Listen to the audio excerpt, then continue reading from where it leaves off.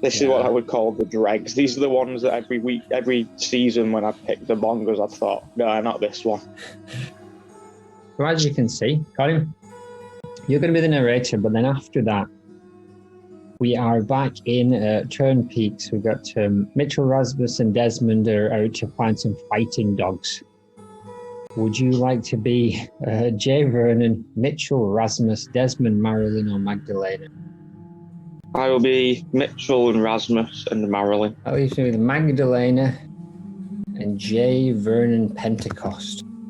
And Desmond. Alrighty. And action. Rob indeed should do this bit. The radio hums out the notes of dullery and shame of the J. Vernon Pentecost judgmental hours, where legs are the voles of half price. Ginger is in the clearing, cursing. The raccoon is in the pot, and Magdalena Turnbull has a question for her sons. Nailed it. Mitchell, Desmond, Marilyn, you bloody lazy lot. I need some dogs for feeding tonight. But why, Mother? Get out and find me some effing dogs. Don't come back. Don't come back empty dog-handed. May we have a packed lunch? Get out.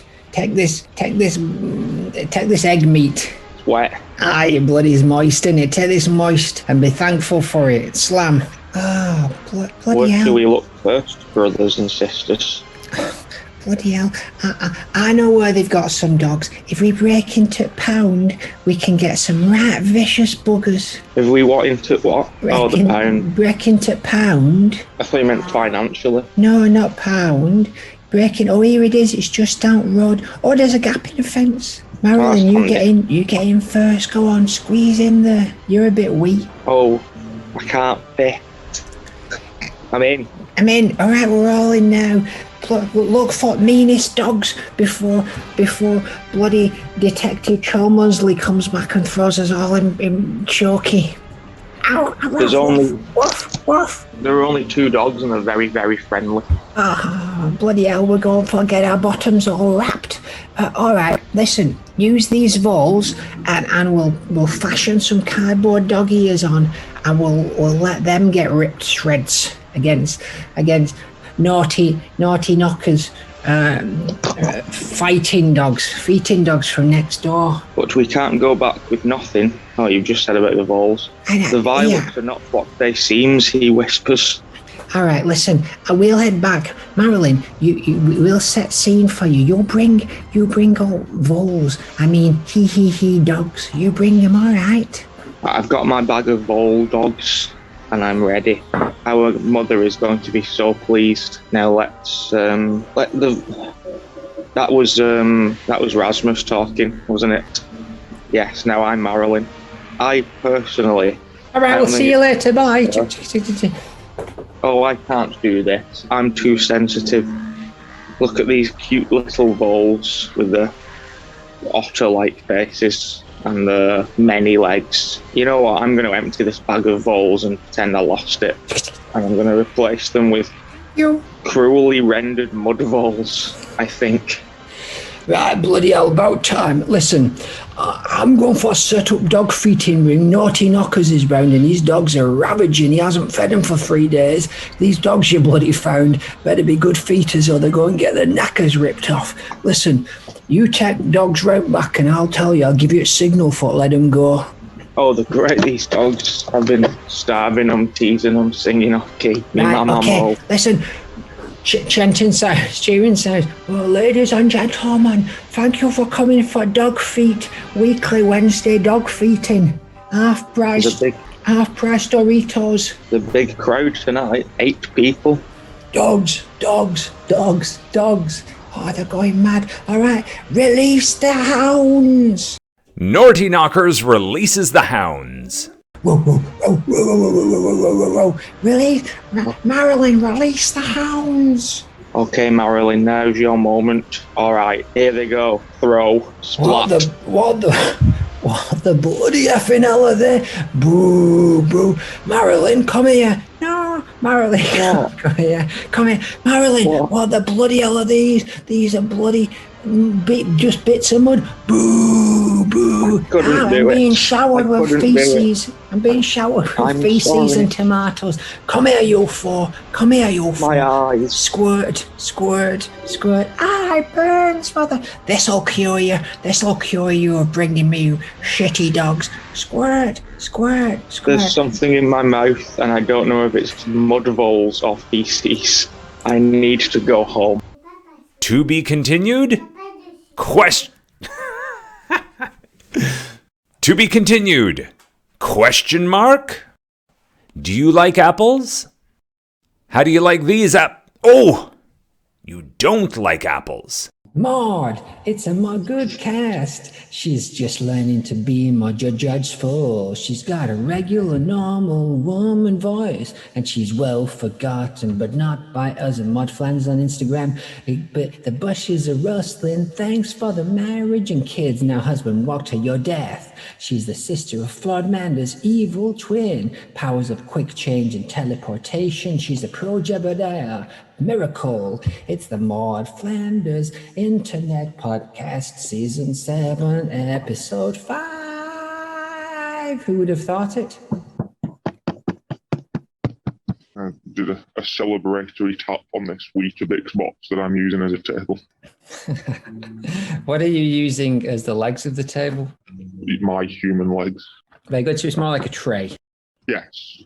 I'm getting pretty bloody sick, actually. We've been here for 3 hours. We're waiting for Roswell to turn up. Yeah, I'm pretty sick of it too. How do you think, my friends? I think I'm tired. Murdoch's don't like tired. We don't like that term. Tired. We established that last week. I can hear Roswell.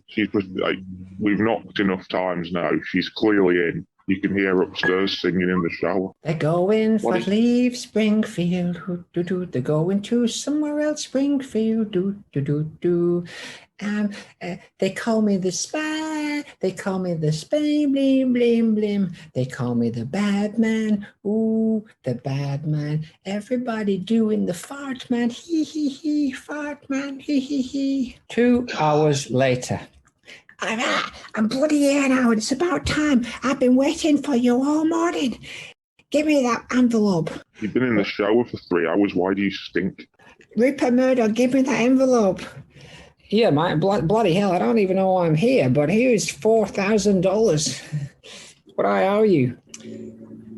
You're a $5 short. You're a $5 short, Murdoch. You're a disgrace to industry.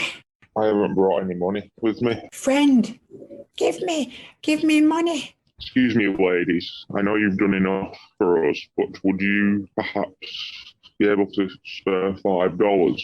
I'm Dragonfly Billabong, and I'll be voiced by Natalie.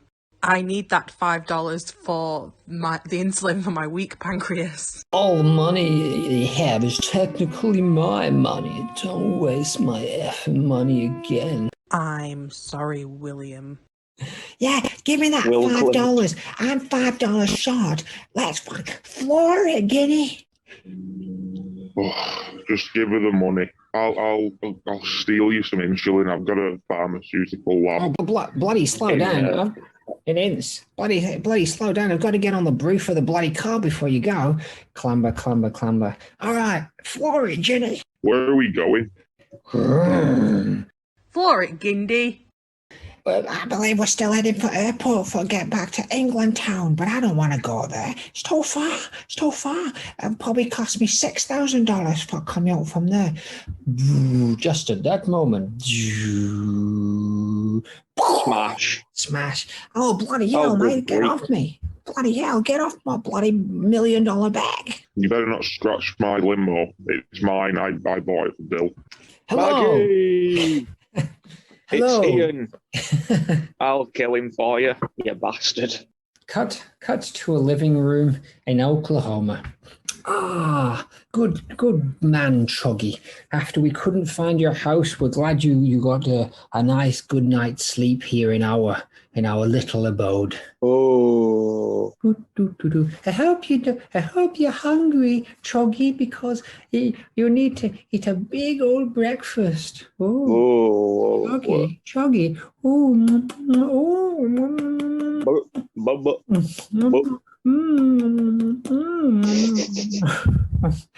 what the bloody blue blazes is going on here? oh, I'll give you 1/6 of the best with this cricket bat, Chuggy. Crack, plag. oh. Oh, I didn't think we were doing anything wrong. Do you have any toast? We don't do toast. Get out of here. Smash. No toast. Get out on the lawn and stay on the lawn and don't ever come back, bloody Chuggy or housebreaker. Toast. Beep, beep, beep. Oi! Monsters cannot be announced. One cannot say, here are our monsters, without immediately turning the monsters into pets, you cockwomble. And that's a Jackie Deeve promise. Wow. Toast. Beep, beep, beep. Beep, beep, beep. Ring, ring, ring. Oh, hello. Who's this? Hello. Zaz, but you're right next to me again. How's this happening? You're asleep right now next to me, and yet you're phoning me. All I know is I'm here to talk about Maude Flanders in the Bongo world. Bongo 6, as we call it. Hello, Goodman morning. Let's do the show, Zaz. Come on. Hello, and Goodman morning, and home as a critic, pass it on, Plum. Mantle the Harvage of borderline overcast personage. A monster living among in population and setting the tone for the base community. Hot spots in coffee shops, libraries, airports, to the legitimate host, the victim, following the length of watershed and plastic effigy representing the immaculate. All hail corporate imperialism. Sponsors: Slush Puppy and Hush Puppy, non-carbonated frozen beverage treat and soft shoe, attributed to hunters, fishermen who fly some basic cornmeal, possibly they'd been bread coating or battering their own food with. Sponsor: Oreo Batman, the protector of Gotham and the city of McVitie. Sponsor: Union Jack, Joey Chapman, working class son of Manchester Artie Dockwalker, and ashamed of his father who had not given him a silver spoon. Adult Chapman respects hard-working father. University buddy Kenneth Critchen, who he was also on the wrestling team with, is grandson of Lord Falsworth. At Falsworth Manor, he was told that the family secret, Kenny's late uncle, had worn the heroic mantle of Union Jack, while Ken's mother had been the superheroine Spitfire, while that black sheep of the family, Lord Falsworth's brother, had been the vampiric German agent Baron Blood. Blood rocked up disguised as a local doctor, intending to turn his wheelchair-bound brother into one of the undead, condemning Montgomery to an eternity as a crippled old man. Joey would take Kenneth's place as Union Jackie. Beautiful. Sponsors: Onion, the Scottish parrot. Can parrots eat onions? What you need to know. Onions are quite toxic for parrots, and even a small amount could make them ill. Enough onion can lead to your parrot's death. That's no good, is it? But thanks for those sponsors, everyone. So let's get into a 2 Maude for the Torium. So this popped up into our radars via Maude Flanders on Instagram, who's a great spoilery French spoiler of Simpsons material for us, but very good. She's found something on fandom, which apparently may have come from the Simpsons Uncensored Family album. Have you got this book? I believe so. Bear with me. Can you flip through it and see if there's anything pertaining to Maude Flanders' family tree? Yes, I do. What have you got on top of the speaker there that you are rubbing back and forth? Do you have like some sandpaper on top of the speaker? Weetabix.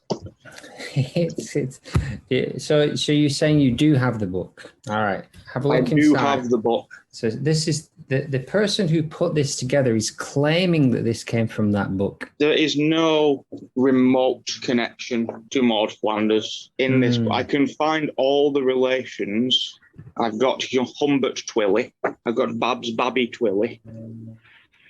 I've got all these people who were mentioned. There's a Saul Bernstein. So this is saying that Megan Twilly and Julius Twilly are her father and mother. Is that in that book? No, so we've got Humbert Twilly and Olivia Graham as the grandparents. They're on your list. Oh, so they're in our family tree. They're in this book. And then they have Babs Twilly, who has Wendy Wordsworth and Lambert Goebel Jr. are her cousins. Yes. Which would put her on this line, which she is not remotely on. I'm trying to see if it traces back to something. So what we're saying here is that she was born in 1960 or 1942, and she was 58, which we doubt, but apparently mum's name Megan Twilly, dad Julius Twilly. She has a brother called Kevin Twilly. We don't know about his sister. Lots of information here. How are you dealing with these facts? Because if they're in that book, doesn't that make them canon? None of this is true. That's where I stand. How is that? Because there is a family tree with all of those people in it, but it at no point leads to Maude. It leads to... Can you see my screen? No, I cannot. Oh, yeah. All right. So who's at the bottom of that list? James Goebel and Hermione Goebel. So Maude doesn't appear on that page? Maude isn't in this thing at all. What's the title of it?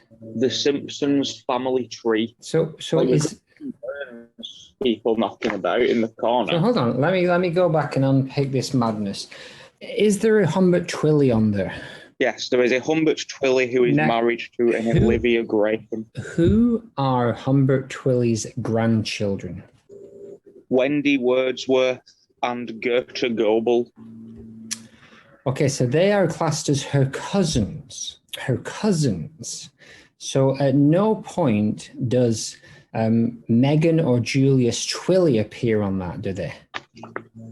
No. Now, are the Simpsons family in that family tree? Yes. Okay, so what is the relation between Homer Simpson and Humbert Twilly? They're miles away. Like it goes back up to like grandparents. He's like Mr. Burns is on here. He's a relation of Mr. Burns. But Ned and Maude don't appear on that tree at any point. Is this what you're saying? That is accurate, and there is nobody on here who even looks like them. Okay, so I think we can put this to bed as some over-enthusiastic fan who's decided that Maude is on that family tree, but she's missing for some reason. Very us. I think it's too lazy for us. We wouldn't just say, oh, I imagine Maude's on this family tree. We would go the other way and build an entire family tree just for Maude. We wouldn't just say, oh, Maude is somehow related to Homer Simpson. What happened there? She is not in that book at all. Good. So we can put that whole thing to bed. And here, if anyone wants to look at it, is the whole picture of the family tree on the Simpsons wiki. And that's just a very convoluted Simpsons family tree and has absolutely no connection to Maude Flanders. So we're okay. Everything that we've said so far is still good and accurate. Yeah. So that's good. And I'd like to express a je suis désolé to French Maude Flanders for ruining her fact finding. Oh, we can point it out to her or him. We'll point it out to them, and I'm sure they'll be fine. I invited them on the show. Good. The Maude Flanders Internet Museum theme park database currently being real fixed up by stink flirting lemurs sniffing cotton pads soaked with a blend of odor compound. What happened to the monkeys? So these are sponsors. Last Living Bongos LLBs is as far as I know, right? That is accurate. This is our roundup. I thought it would be nice to time things sort of the same. So season 7 is our last alive bongo season as well. All the rest of the bongos we have to look at are post-death, I believe. EDBs? Yes. All right, so what have we got first? We got issue 18, Get Fatty. in which Wolfcastle tries to get the town healthy for some reason that is probably explained. That is accurate. One of the benefits of bongos is we can look at it together while we're talking, right? That is true. That is why I've made no notes. I thought the notes would just come naturally. My dog's got no notes. Exactly. How does he prepare? So we've got Fit Ned Flanders and the off signature mod that makes you a liar, because last week you said the kimono was the last off signature mod. True. We've got Rainier Wolfcastle on the stage. A lot of people dressed up in kind of sporty stuff, mostly non-people, but there's a kind of Millhouse Dad, and then there's Dr. Marvin Monroe with a t-shirt saying, I'm okay, you're not. We have a banner saying, they're not heavy, they're my brethren. And Rainier Wolfcastle, dismissively with his arms folded, said, I haven't seen this many lard bottoms since I judged the Boss Hog lookalike contest in 81. Well, clip my cookie duster. Look at this torn out, says a very tight, pantsed Ned Flanders. And over here we have a coy Maude, who's dressed in a nice pink t-shirt and maybe with some kind of radio antenna in her hands. Only time will tell. Yeah, she's daintily holding a radio with possibly both hands. She might have the other hand under it. But she is off model, but this technically happened before the Japan thing, so we're both wires. It's an odd... I can't see a situation where the actor Rainier Wolfcastle reached out to Ned and Maude Flanders for help. So I'm assuming that they've turned up and offered to volunteer. I imagine they have nothing to do with this. And also, they're healthy people, but they're not like fitness freaks. Maude can't even run a bath. Okay. Well, you know what? Ned Flanders is ripped, and you don't get ripped by accident. True, there must be some secret stuff going on. And Maude keeps herself in shape, I would say. But yeah, that's something we've never seen or experienced. Maybe that's what she's doing in the daytime. I wouldn't put it past Maude to be a jogger. Yes. Marvin Monroe is there for some reason with a t-shirt saying, I'm okay, you're not. And this is after they've killed him. So this is an odd thing to do. And didn't happen for Maude. She was a one and done kind of death, whereas Monroe got to come back. Still holding that hope, innit? Yeah, the fact that he says 81 as well places it in time that they use years like we use years. Possibly, unless it's just the year 81. So are you familiar what he's referring to with the Boss Hog lookalike? Vaguely. Is it something to do with the Dukes of Hazzard? It is to do with racist TV show The Dukes of Hazzard. I believe so. Hossbog and his Daisy Dukes. Exactly. Jessica Simpson. So we switched to Ned with a very big bongo hand and a badly rendered megaphone. And a doting Maude is the only way I can describe that face. And Ned, slick-back Ned, is saying, I want to thank all you folks for coming to today's big churchgoers aerobics class. And he starts kind of hopping up and down and shouts, there's nothing like a workout to the best of Burl Ives. And Maude, a little, very ducky-faced Maude with these weird orange shorts on, starts to play a version of Oh Jimmy Crack Corn and I Don't Care. And Ned's jumping up and down to that anti-slavery ditty. Yes, I'm going to guess that there's a joke in this scene somewhere. I'm just not seeing it. Is the joke that it's like the version of listening to like workout music is very like old public domain, sort of like harmless in the sense that the words are pleasant. Once again, you're making the classic Bongo mistake of giving them far too much credit. They've simply thought they need some music. What music would Ned dance to? It would be something old like Burl Ives. Yes, that is exactly what I've just said. I think you've given them credit that they thought that it would be tied to workout and exercise in some way. Oh, maybe, yeah. They just thought of it as a Ned song. We need some music. So two things we've never seen here before, really. It's Maude's interest in exercise or music, and we're seeing them both here, and neither of them are particularly strong, which is why we never see them again. But I like the sportswear Maude. I like the colour scheme. She could have, by she I mean they, could have branched out a little bit, but I know that it isn't the Maud Flanders comic. No, but it isn't the way. if it was me, I would have gone the opposite of a regular colour palette, just to jazz things up a little bit. I would have done that too. But I do think those dainty little orange shorts make up for everything. Yes. If I had drawn this, she would just be wearing socks. Oh, well. And they would be gold. A naked Maud Flanders on stage wearing socks. Now, that's something that get all our hearts racing. Well, the turnout would be bigger. And that's not the only thing. Oh, Mo. Issue 32, bracket 1. Do we have a death clock for this? We have no death clock, right? No, a while. Rhymes and misdemeanors. There is some kind of celebrity beatnik talent show going on. There is. What is the beatnik referenced? Was there a big beatnik revival in the mid-90s? Possibly. It just seems like everybody who's performing seems to be doing like spoken word or like ironically bongo performance. Ironically bongo performance. I waited 5 seconds to see whether you would say IBP, but you did not. IBP. Neddy, all I wanted. So we got a kind of another kind of off character Maud with a long pink dress on. Neddy, I think they're in their basement dungeon. No, I guess they're not. They're in the cafe or wherever. There's some kind of huge kind of decanter in front of them, and Ned's kind of very cold. He's got those lines.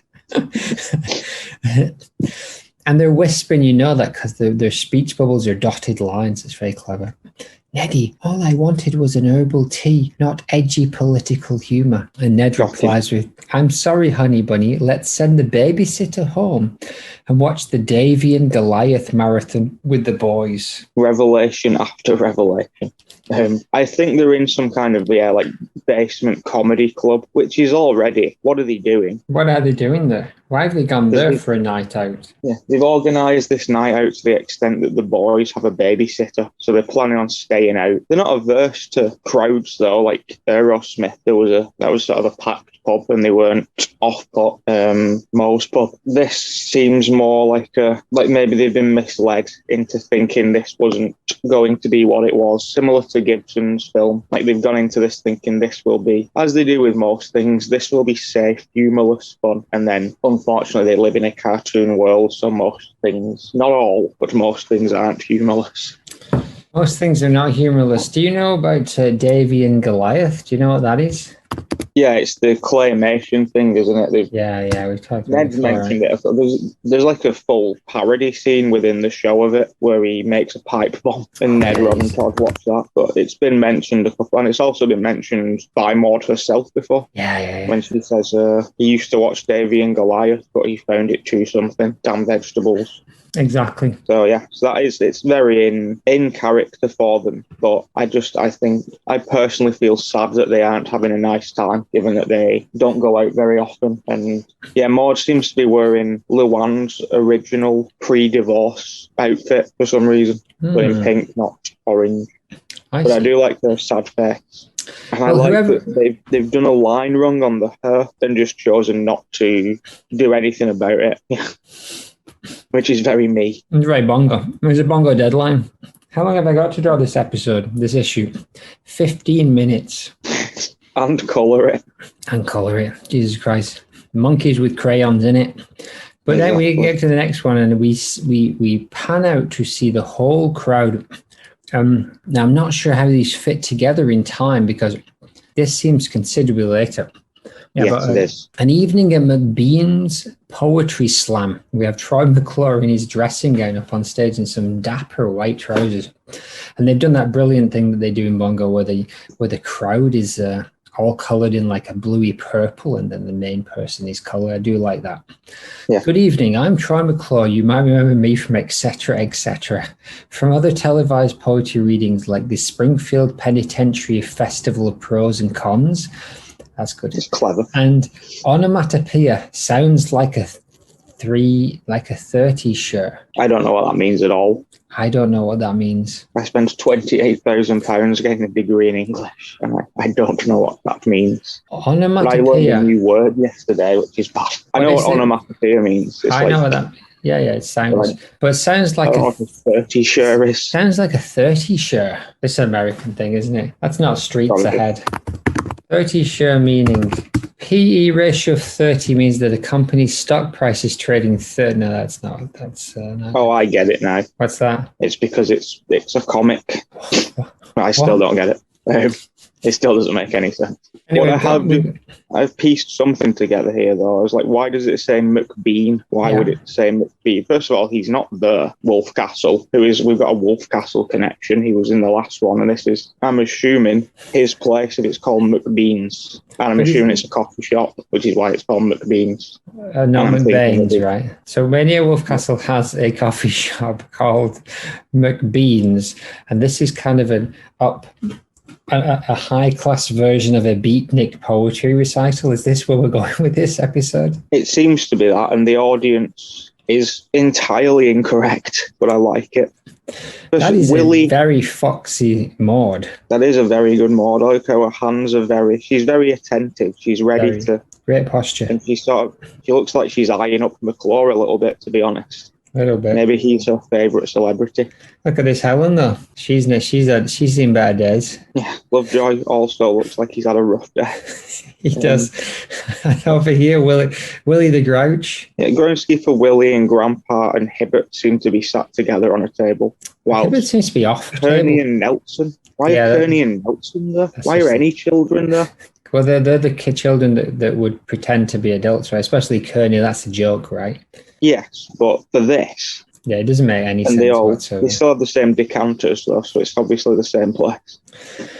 So then we cut to Indian man Apu, who won't do the voice, and Krusty behind the curtain holding the curtain back. And Apu is saying, "And you, Garcia Lorca, I was most puzzled to find you down by the watermelon-flavoured squishy."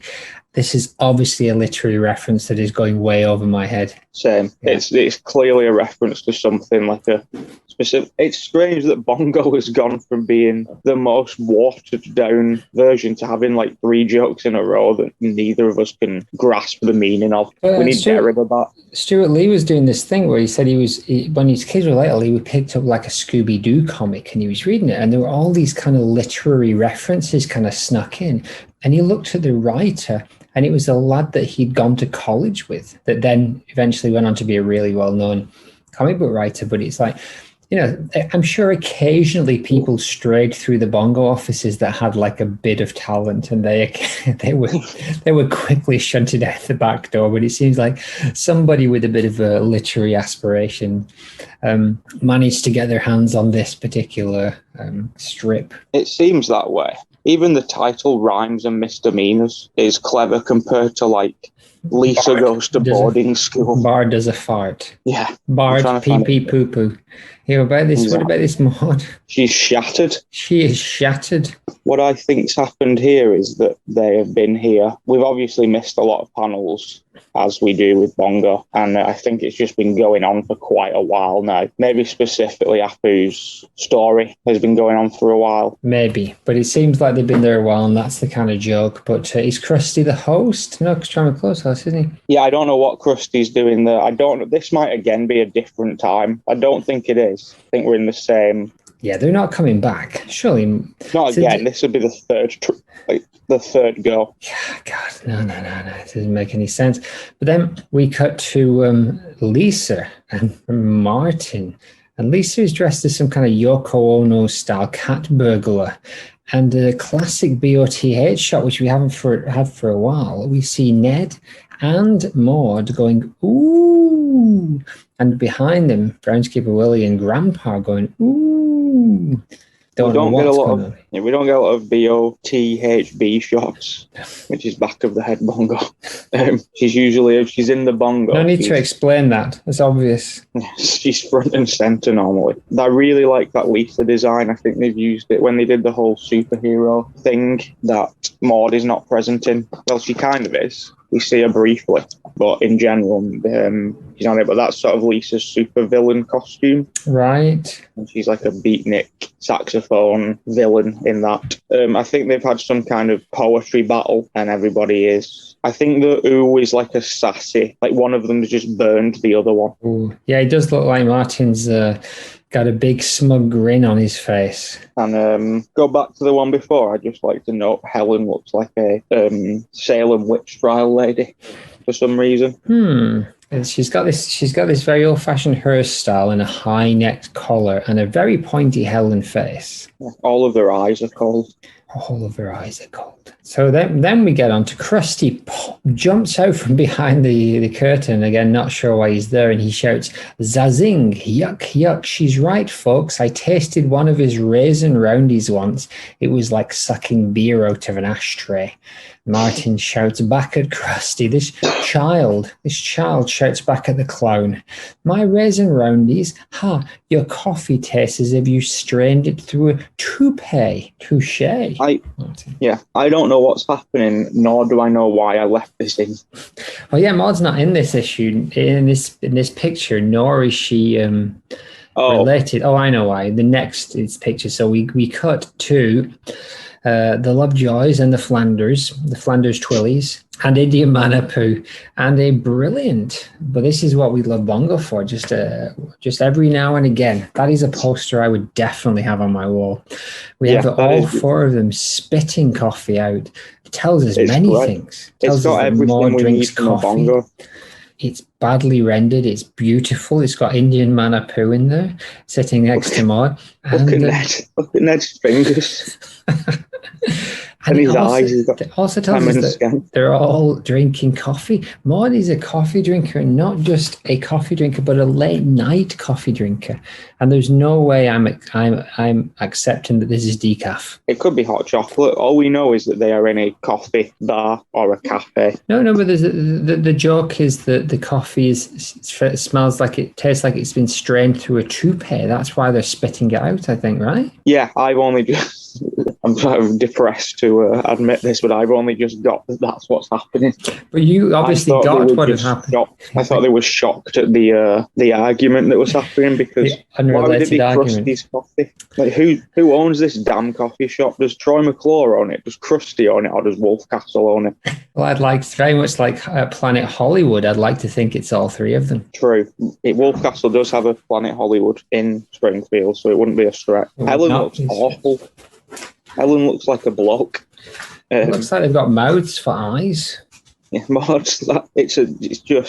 one of our best bongos ever. This panel, I would say. I would like this to be a poster. Yes, and interestingly, French Maude Flanders posted this picture like yesterday. Really? Yeah. FMF knows her shit, or his shit. We should definitely get them on. Full of spoilers. So that's the end of that little madness that we've taken completely out of context and doesn't make any sense whatsoever. She's been tricked into an evening out that hasn't gone the way she planned. I imagine they just left after drinking this coffee. I imagine that was enough for Helen and Maude to... I imagine they sort of empower each other. So the sort of the snappiness or the I'm not doing this or the sassy Maude that we see probably comes out more around Helen, as we've kind of seen. So I bet they just left after this, because this doesn't look like fun for any of them. No, I don't none know. of it's been fun. They just get off stage and sit next to them. It kind of feels like it, and it feels like that he's the only he's there by himself or with them. No Manjula. Pre-Manjula this, I think. Oh, is it? I see. Yeah. Spwoosh is a good word as well. Spwoosh. Oh, I don't think there's anything bad about this. Even the composition of this central Ned, with the mirrored by the two people on either side. Everything about it is really, the planets aligned for this issue of Bongo. They had a writer who could write and a drawer who could really tell visual stories. Probably one of those Will Eisner winners. If you look at it long enough, it sort of looks like all four of them have been shot through the mouth with trees. Oh, that's just a bonus. Look at this here where the coffee merges into his arm. Look at that. And that's next level Bongo. Look, Maude's Exactly. coffee is cold as well. Maybe that's why she's spitting it out. Exactly, as is Ned's finger. Yes. And the Indian man, But Apu's hair. I can't see how them finding that out would make Ned's hand Cold. do that. I can't see how they all had just taken their very first drink of that coffee at exactly the same moment, because otherwise you being told that the coffee tastes bad would not make you spit it out if you didn't think it tasted bad, would it? It also, it's ironic that this is the most tired we've seen Maude ever, and it's also the only time we've seen her drinking coffee. Well, I think those two things are connected. So not only is she very tired, she's very cold. So she's cold and tired, and she's had a horrible night, and there'll be no more comedy clubs for her. And to be honest, it makes no sense that she's there in the first place. No, they needed a crowd, and we were lucky enough that she was picked, which is the case for most of these bongos. But there you go. This is. I might even do a redrawing of this one because it is marvelous. But now let's move on to the last picture for tonight, but not the last one, because we're going to do a part 2 that will start straight after this one.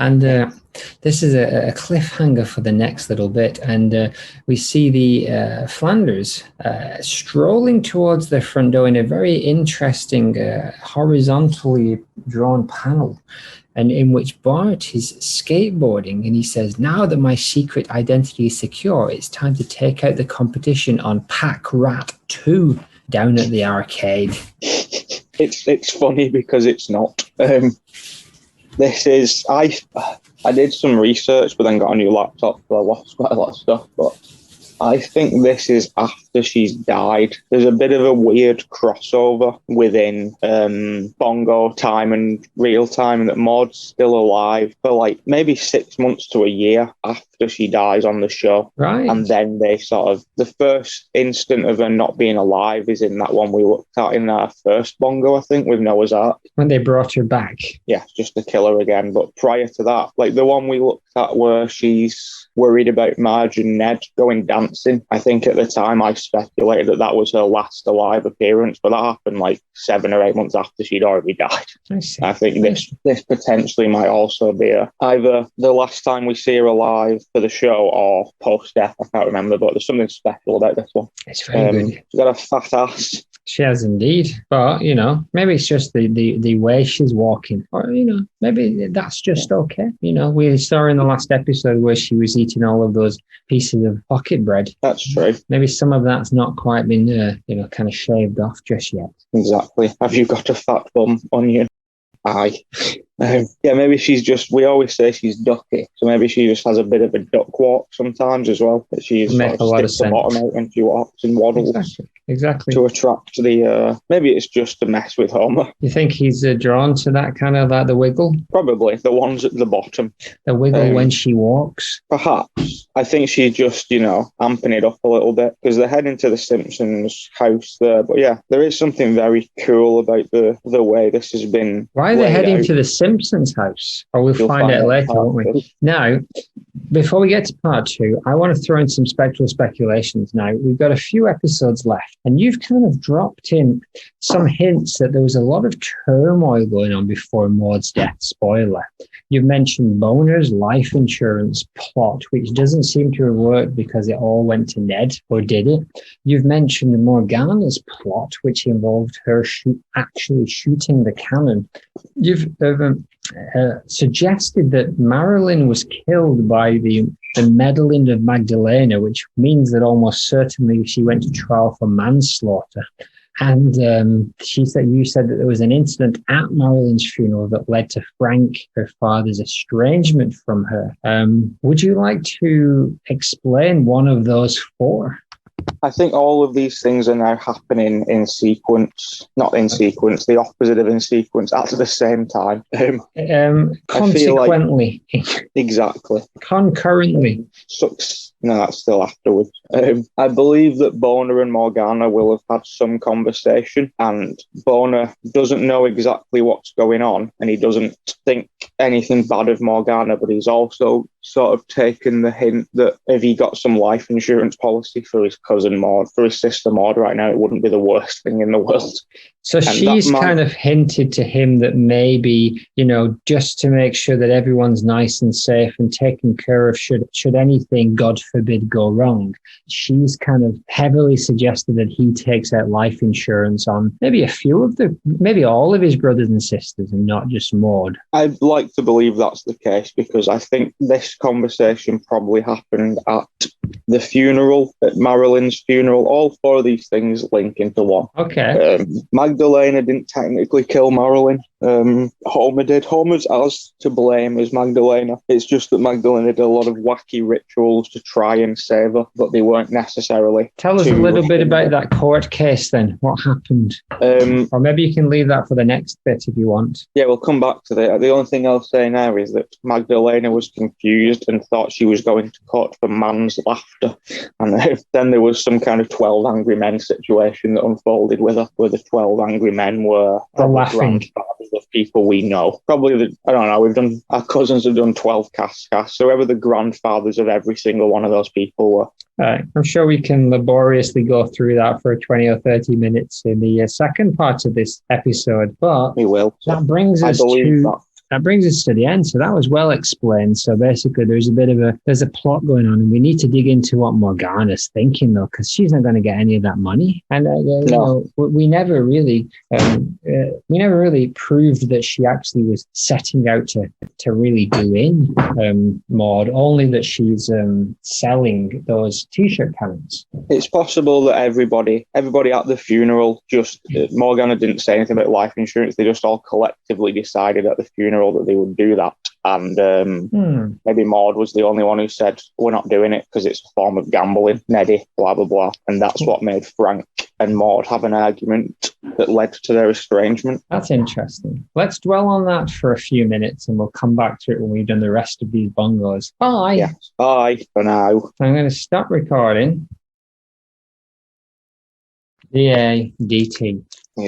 Part 2 of the Bongo podcast, starring Callboy Don Juan, Fancy Man Casanova, Lothario Inamoto-san, Bo Escort, and starring Dragonfly Billabong.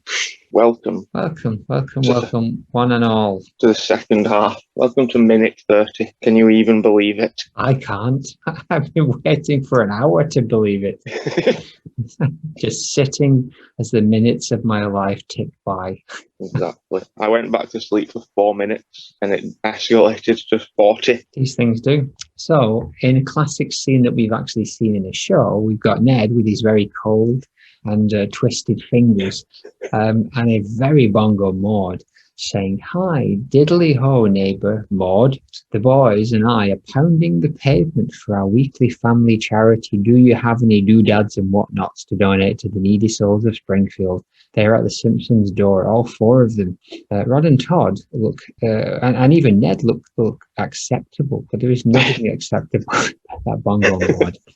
"Oh, funny you should ask," says Marge. "I have a few boxes in the attic that might do some good." And a little inset picture of a very goofy looking Homer with chocolate all over his face. And I'm not sure these are very cold or something else. Brain freeze. These lines all around his face. And he leaps up with Pem and Skem eyes.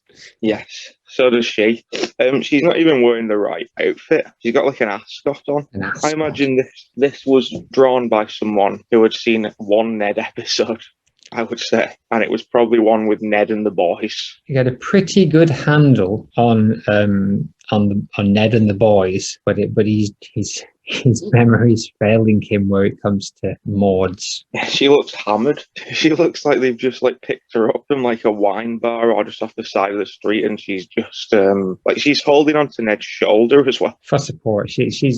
It looks like the cider era Maude. Yes, it must be many seasons ago. Whereas that Todd is basically ripped entirely from the first episode of The Simpsons, like completely accurately in his turtleneck. I don't think Simpsons do well on the side. They look a bit muppety. Yes, or the front. Pace Forward Simpsons are very good. Whatever happened to that little novelty side project? This happened to that, and there's only so much Simpsons you can do in a week. You try telling that to David X. Cohen. Ask Roswell. So I'm not sure what's going on here, but we get the Terminator thing where it all goes red and we zoom in on Ned and it says Flanders at door must ... A intercept, B destroy, C eat. And I don't know what the joke is here. No, because this is this story's about like Batman, so Homer has absolutely nothing to do with it. So yeah, I don't know what Homer's stressing out about, to be honest. And they've also missed a trick. You can't see anything like other than Bart's man cape. Can't really see anything in the boxes.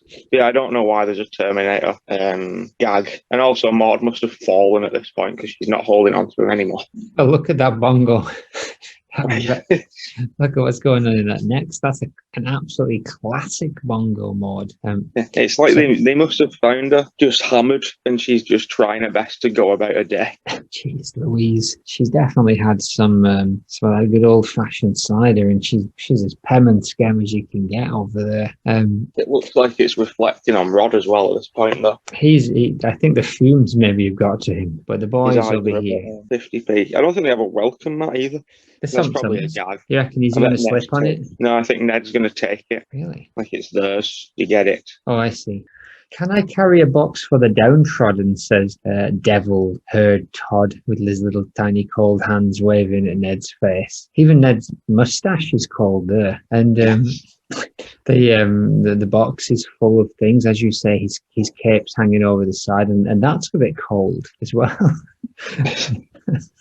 There's a little fart bubble popping from Homer's bottom, and he's sweating and he's running because there's something in them boxes that he does not want to lose. Is it this broken umbrella? I don't think so. But maybe he's just going to attack Maude. I mean, it seems like he's got his sights set on Ned, but this is an absolutely fantastic mod. Yeah, so far she's looked completely out of it. And interestingly, for a Bartman story, we haven't seen Bart yet. No, but last week we saw him skimming by on his skateboard. And now my secret identity is secure, is what he said. Though quite why Homer would be bothered about it, I don't know. No, there must be something else in these boxes. Maybe we'll find out later. And this next picture, we have arguably the worst of a descending series of mod quality bongos. This is why we come here. We don't need the Slim Jims 200,000 views in a week on the bongo. This is we also have to spend our life savings when they're all available to read online. Well, you know what? Legal's always better, kids. It is legal. It's on the internet. So Ned is so we're in the picture, and they do that great thing where they blew out the shadow characters or the characters who are not main in, and then Bart is looking in. He's realized that they've got his costume, I think. So he's saying, I've got to find out some way into that house, but if I break a window, I'll just be another superhero gone bad. Oh well, I'll blame it on Lisa. A lot of thinking out loud in these comics. So we have a terrible terrible Maude still wearing the ascot and rummaging around in the box, but consistently wise, she's still got the umbrella from the previous picture. So well done, those animators. It looks like Todd has got a cup saying Stein Moist 90. Yeah, I thought it said hoist. Either way, it doesn't mean anything. Stein Hoist 90 does mean a little bit. Stein Hoist is probably something to do with, because a Stein is the type of cup, the type of drinking vessel he's holding, right? Yeah. So it's something to do with drinking beer, which makes sense. 1996 Hullabalooza Music Festival. Is that a deep cut of a B Sharps or a Sadgasm reference? No, it's a reference to the Human Cannonball when he joins the Smashing Pumpkins. Yes. Homer Simpson. Smiling politely. Smiling politely. The original, they wanted to get to Courtney Love for that. I don't know if I've told you this before. Yeah, they got the guy from Smashing Pumpkins, didn't they? And he says, like, he introduces himself. And I'm Billy Corgan. Yeah, it's like Billy Corgan, Smashing Pumpkins, Homer Simpson smiling politely. And it was supposed to be Courtney Love, and she was supposed to say, "Hi, Courtney Love." And he was supposed to just say, "Hello, Homer like." Not a bad But line. she was unavailable. She was too busy with Coogan. Too busy with Coogan. 2BWC. Exactly. Aha. Aha. The window's cold. The whole window's cold. A very orderly form of coldness. But we have a face forward Todd. Nope, ka-ching. Face forward Rod. What is this going on? This half wallpaper with this like flowers half up the wall. You ever seen this room before? No, but they do have the peephole style sign on the wall still. Like that's not the peephole one, but it's done in the same kind of cross stitch. Oh yeah, it's classic cross stitch.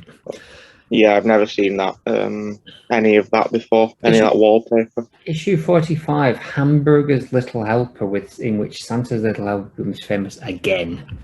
And we have Judge Schneider, and we have a sleazy Hollywood-style guy, probably called Gary, and a Bumblebee Man and some other people. And we have a somewhat abstract Maude looking sideways with a speech bubble slashing across her face like David Bowie. Your Honor, at this time, I would like to call as surprise witness, says Gary Hollywood. Who, says Judge Schneider? If I told you, it wouldn't be a surprise now, would it? They're in a courtroom. If I'm in a nice little unneeded continuity thing, I'm pretty sure that's the guy who managed the B-Sharps. I see. He's definitely a character from in the show. Some kind of management, and that's what I believe it to be. But yeah, I didn't spot this Maude first time around. This was a second Maude Bongo find. Very good. Like Monica from Friends. Yeah, she's purpled out and she doesn't have an eye. She's very pointy and she has this sort of, she's either got her mouth shut and a weird net, or she's doing that thing that snakes can do. I don't think she's doing the snake thing. Yeah, she looks like her mouth doesn't finish, basically. Like you see the top of her mouth, but you can't see the bottom of her mouth. I think that is just the pearl necklace that she's wearing, just going up round the side a bit. I don't think we've uncovered any amazing Bongo superpower, unfortunately. It would be fabulous if in the next strip she suddenly dislodged her jaw for no good reason. Yes, and consumed the Bumblebee Man. Like in the movie V. Yes, B for Vendetta.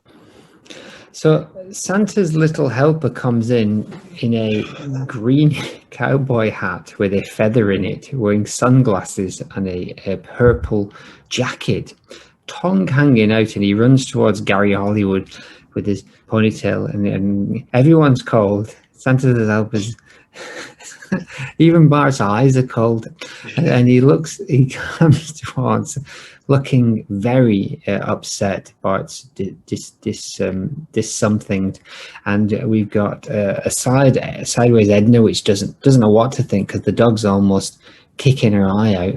Otto, he's listening.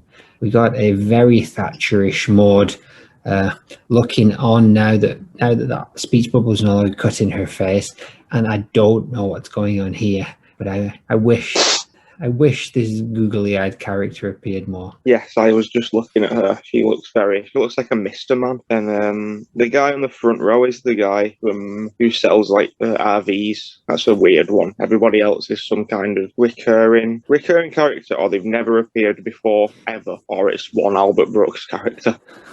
Is this crowd basically? Everybody's a little bit off in the design except for Edna and Nick. I suppose Dr. Nick's got like light blue hair going on. That's not good. That's not a good job, Dr. Nick. It's like they've got most of the things in most of the right places, but nothing's what it should be. I'm professional medical Nicholas. Exactly. That Santa's Little Helper is really bad. There's something going on with his body, isn't there? Yeah, it's like he's been catapulted towards him. It doesn't like. I'd assume dogs run. I know we can say it's like in between the run, but I don't think dogs just run with their front two legs. If we were being generous. Yeah, but the Maude is very postured correctly, but she looks very serious to say that there's no stakes in this for her. I think this guy is basically about ownership of the dog at this point. So she's very intensely watching her neighbour lose his dog, but she has no joy. She's getting no joy from this, which is nice. If this was Homer, she'd probably be joyful, but she isn't. And Bart looks very, very sad. He's losing his dog, isn't he, to Gary Hollywood? And there's no fun in that for anyone. No. And similar to the last Bongo we just looked at, they've just done this as an episode. This isn't even new. This isn't even creative for the Bongo. They were just like, let's just do that episode where Santa's little helper becomes famous. And this might have been before that, actually. The show might have taken it from the comic.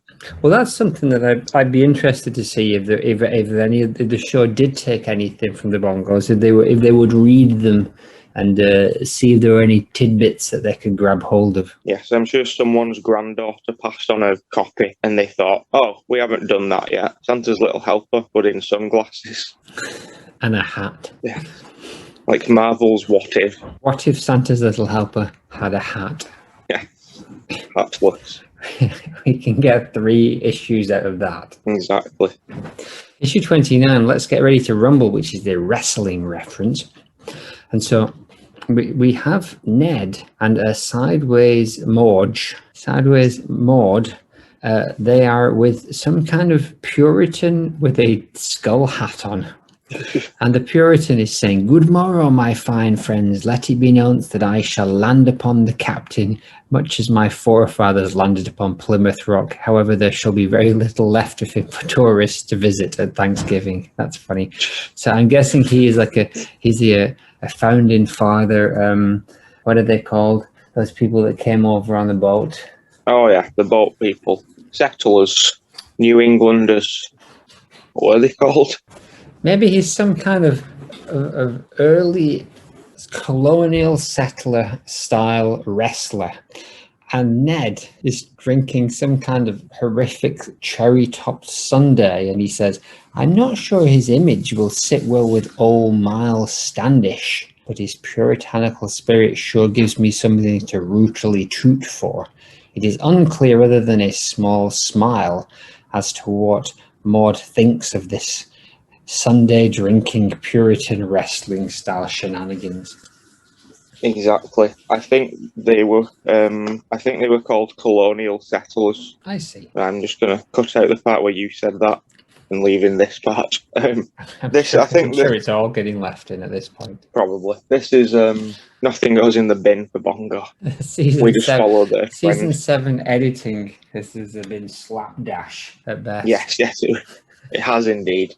I think this is a good use of Maude and Ned for once. This is a good, accurate, good storytelling use of them to just show. I'm assuming the thing is that everybody's got into wrestling in the town. Why not? This is a good way to, you know what? Why not? Why not? Exactly. What if wrestling happened? It's good to use them because it's that thing of like, oh, there's an appeal for everybody in town. Like, even Ned and Maude have found like an angle that they like. Not sure what the real connection to Puritans is though. Like, I get like the Catholic is what they should have just done Jesus. Yeah. Like a giant 6'5" Jesus. They would have found that offensive though, not appealing. It depends on the level of taste. A giant fighting Jesus, I guess. Yeah. We could be won over by him. Big baby Jesus. I can't wait. Well, unfortunately, we don't find out any more about this wrestling Puritan and the Flanders' love for. Who is Miles Standish? I don't know. I don't know if that's a real or some reference to something that's already happened in this show. So Miles Standish apparently was an English military officer. He was hired as a military advisor for the Plymouth colony in present-day Massachusetts. Are you from Chorley? That's insane. It's right in these children's comics. And also, they it's spelled many different ways. And but I think maybe they spelt it incorrectly. But yes, Chorley-born puritanical military advisor. I smell a sponsor. Very good. Yeah, that's very, very strange information to learn. So Ned is somewhat aware of Charlie. Well, his name was Standish, but he was from Charlie, so for a Wiganer, that makes no sense. Oh yeah, his surname was Standish. Exactly, which would make sense if That's you were great. from Charlie. Your name might have something to do with the surrounding area. He's the one from. We need to meet the one from Norley. We have the one from Charlie. Who is the one from Norley? So the next one, we come here to it's like a fake bongo within a bongo.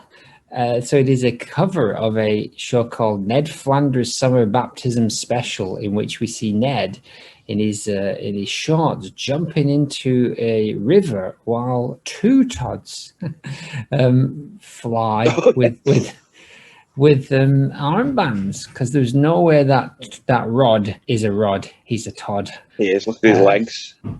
Ned is jumping into the river with a full Bible. I can only assume that he has a waterproof Bible. Homer is broken in predictable style, broken the diving board, and Lovejoy just seems to be flying. and popping out of the water at the bottom is early adopter Maude Goodman Flanders, looking as goofy and bongo as ever, with her big old ducky lips, and she's gesturing to the sky. She is. And the text says, in an attempt to cash in on the popularity of the mega hit religious show Davy and Goliath, Bongo began the Faith is Fun. So this is a meta fake Bongo piece about cash-ins that they never made. Bongo also planned to publish Troy McClure Presents Sowing Your Quaker Oats, which is a bit of a it's a little bit of a risque joke for a kid's comic. Apu's Hindu Hilarity and Krusty as a Ha Ha Hanukkah. Unfortunately, the NFSBS ranked last. Ranked last. There's a bushes for you. Ranked last in the month's top 200 comics, well behind Crucible Comics' Monsignor Manatee, Holy Man of the Deep. Monsignor Manatee went on to capture the vast majority of the religious-themed comic market, thus ending Bongo's experiment with the genre. It's very good. I will go on a limb to say this is one of our best bongos that we've looked at. PBE. Yes. The fact that they abbreviate the Ned Flanders Summer Baptism Special is... I didn't even get that's what that was. What that was. That's pretty good stuff for us.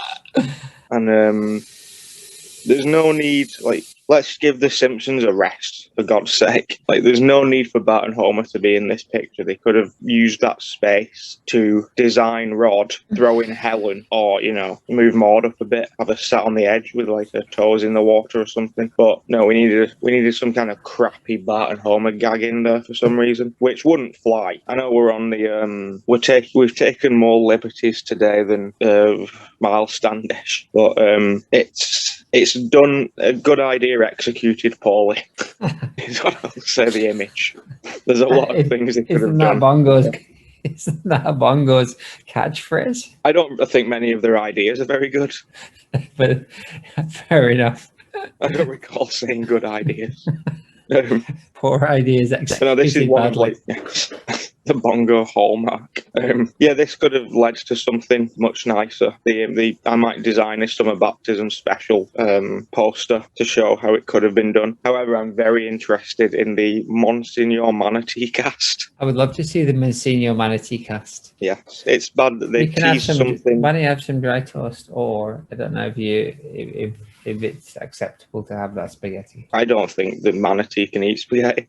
Toast can't be dry underwater either. No, but it turns back into bread. Mush. None of this makes sense, but it's good work. Well done, everyone. That's from issue 32, the bongos that time forgot. So I like that one. When we actually do our full series of Bongo Cast, going through every single bongo in order, which I'm looking forward to once Maude, eventually, once we meet the logical conclusion of the Maudecast. Issue 43 of the Bongo was Journey to the Cellar of the Quickie Mart, in which Bart, Milhouse, Lisa, and Martin have a journey. Best Bongo ever, genuinely. And so we do I enter with stand by that. a pretty well drawn picture of Seymour and Edna clickety-clacking and firing those wall staplers into the space, and it says 10 minutes earlier. That Edna's amazing. Very big teeth Edna. BTA.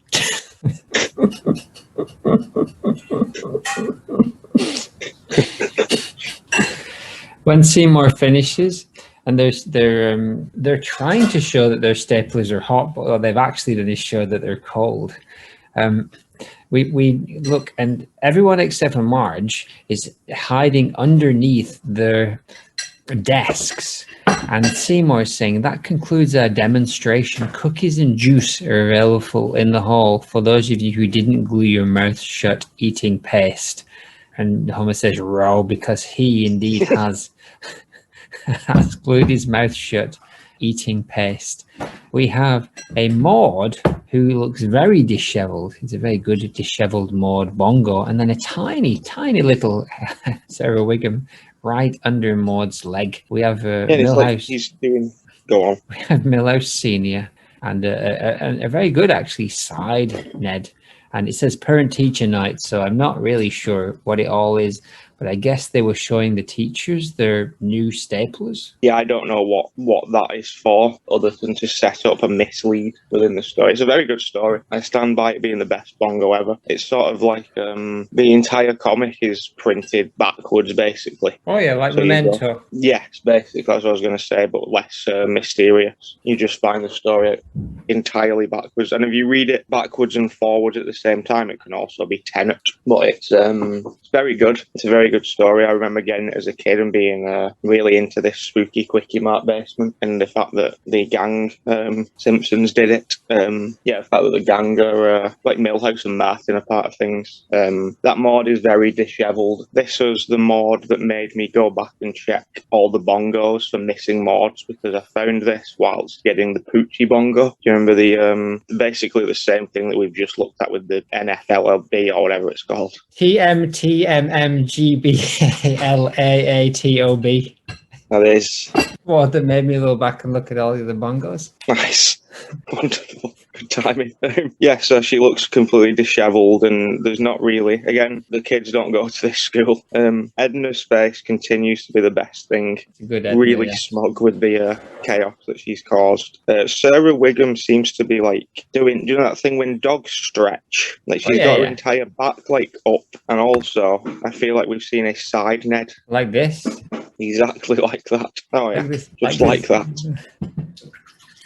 Jesus. Who would have thought it? Yeah, we've had a side character other than that fake Bongo. We've had like a side angle character in every Bongo we've looked at today, and they've all been pretty good, except for the first one. The side Maude, side Edna, side Snyder, side Bart, side SLH, and then probably more from whatever we looked at. So this has been all of Maude's living Bongos. We're sorry. You have reached a number that has been disconnected or is no longer in service. Oh, bloody hell, get off me. No, I will fight you. Boys, I don't think this is really a good idea in my limousine. Everyone put your seatbelts on. What's she saying? Clunk click. I said everyone put your seatbelts on. I don't drive safe. Why hell, mate, I'll put my seatbelt on while I continue pummeling your face. Well, bring it on, you bitch. Well, I think, Cowboy Don Juan, I think that Murdoch is going to win. Who do you think's going to win, Fancy Man Casanova? My money's on Murdoch. What about you, Bo Escort? Think about Murdoch's going to win. He's going to batter his face off with his multi-million corporation. What about you, Lothario Inamoto-san? Do the voice. IMG. And what about you, Dragonfly Billabong? Leave space here. I just bet that everybody has a good time. Said Natalie. You're all betting with my money. Oh, take this. This is a quill dipped in pure poisoned internet. Oh, bloody hell, mate. I can feel my veins hardening. Ad lib. And get back down under. Where women glow and men thunder. Oh, sorry, I mean open brackets, ad lib, close brackets. Ah, Quick, push him out. Oh, I kicked him out. Get out. I only wanted to save the Simpsons. Ah. Boom, boom, boom, boom, boom. Ah. I've saved you, Maggie. I opened the door. He didn't really do anything. Here's $4,000. Oh, bloody hell, thanks. That's what I wanted. Will you marry me? Marry, will you Maggie me?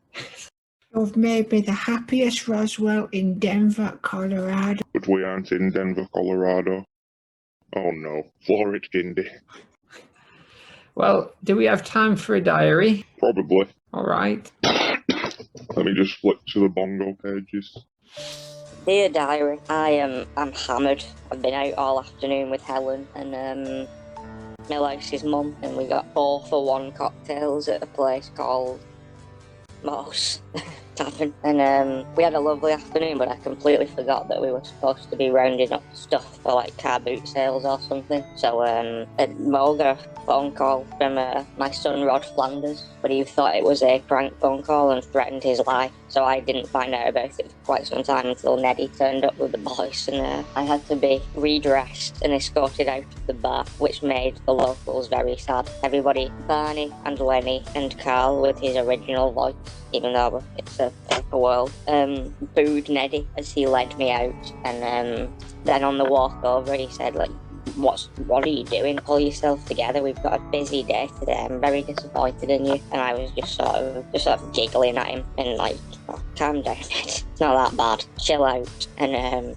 then we went round, but I was still a bit hammered. So after we stole all of the stuff no, we didn't steal it, we just took it back. But whilst Ned was doing that, I went into the kitchen and stole some silverware. And that little Lisa one caught me, but I just gave her some. I said, I've stolen some money out of your parents' room. If I give you some, will you keep your mouth shut? And she was like, yeah, I don't really like them anyway. And then she offered me some bacon and eggs. And I said, aren't you a vegetarian? And she said, shh, McCartney's outside. Yes, I am. And then Paul McCartney died in a motorcycle crash and they just replaced him. The end.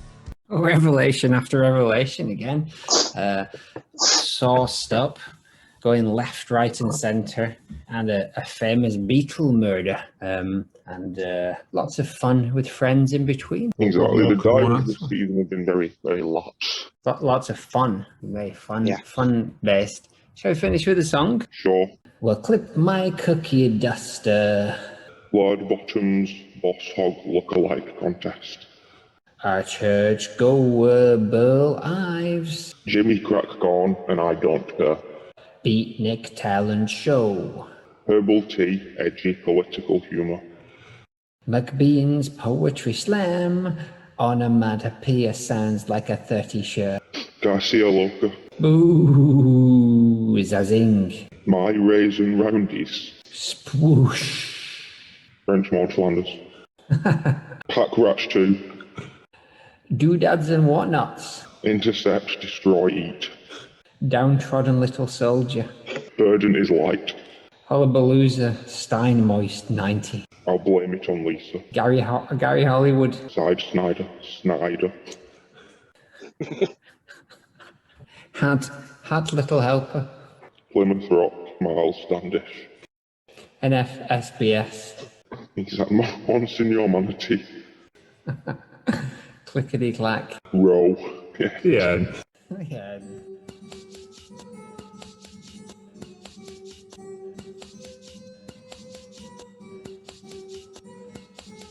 What a long episode, probably. It's alright, the rest of it have been like 40 minutes.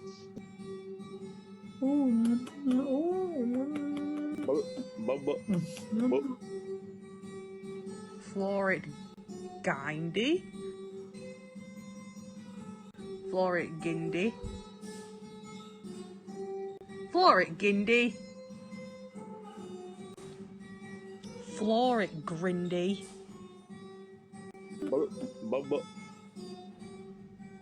Florid Shania Twain.